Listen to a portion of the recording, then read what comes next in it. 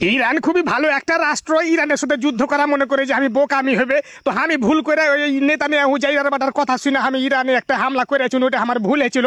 তো আমি ইরানের কাছে এটার লেগে ক্ষমা চাইছি, এটা হলো কথা। ইরানকে বলে আপনি বাপ খালু কয়ে যুদ্ধ থামাইতে কয়েছেন, আমরা শুনেছি।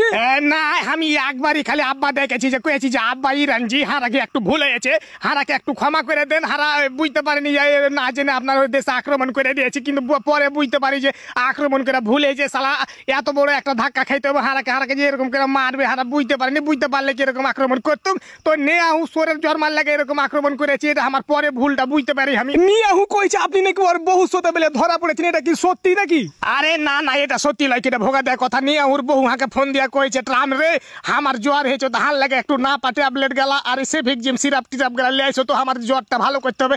আমি ওষুধ লিয়ে গেছি, আর এদিকে সালার বাটা সালা নিয়াহু ভিডিও করে ছেড়ে দেয়। তো এটা লাগে ওকে পস্তাই তো আমি কয়ে দিনু।